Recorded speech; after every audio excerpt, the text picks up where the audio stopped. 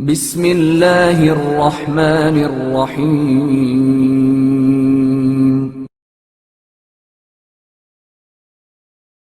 عمار دہنی کا اظہار تواضع۔ ایک دن قاضی ابن ابی لیلہ کی عدالت میں عمار دہنی کسی مقدمے میں گواہی کے لیے پیش ہوئے۔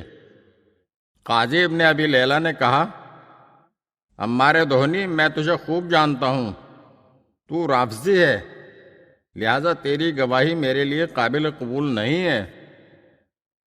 یہ سنتے ہی عمار کا جسم لرزنے لگا اور عمار نے بے ساختہ رونا شروع کر دیا۔ قاضی نے کہا، عمار، اگر اس نسبت سے تیری دل آزاری ہوئی ہے اور تو اس نسبت کو اپنے لیے پسند نہیں کرتا تو تو ہمارا بھائی ہے، ہم تیری گواہی کو قبول کر لیں گے۔ عمار نے کہا، قاضی، تو غلط سمجھا، میں تو تیرے اور اپنے لیے رو رہا ہوں۔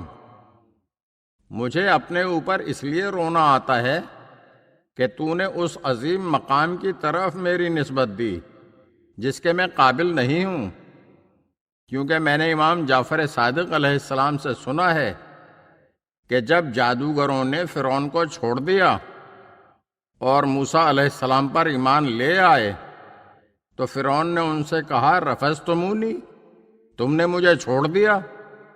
لہٰذا اسی نسبت سے ان جادوگروں کو لفظ رفض کے ساتھ پکارا گیا۔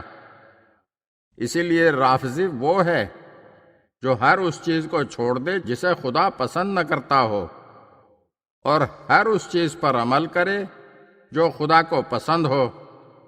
ہائے، ایسے لوگ اب کہاں ہیں؟ میں اس لیے رو رہا ہوں کہ میں نے بہت بڑا لقب قبول کر لیا ہے۔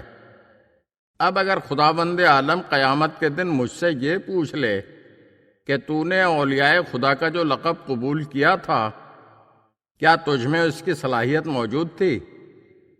میں حیران ہوں کہ میں اپنے خدا کو کیا جواب دوں گا، اور میں تیرے حال پر اس لیے رو رہا ہوں کہ تو نے اتنے بڑے نام کو حقیر سمجھ لیا ہے۔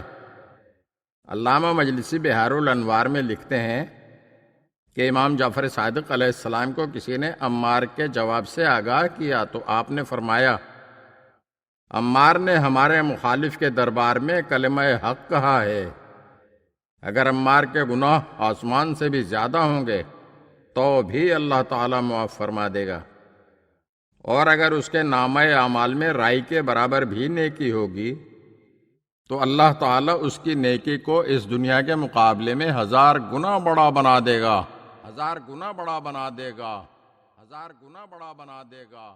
اگر آپ ہمارے چینل کی نئی ویڈیوز دیکھنا چاہتے ہیں تو ہمارے چینل کو سبسکرائب کریں اور گھنٹی کے بٹن کو دبائیے تاکہ ہر آنے والی ویڈیو آپ کو جلد موصول ہو سکے، اور ہاں، لائک اور شیئر ضرور کیجیے اور اپنے قیمتی کمنٹ سے ہمیں آگاہ کیجیے۔ شکریہ۔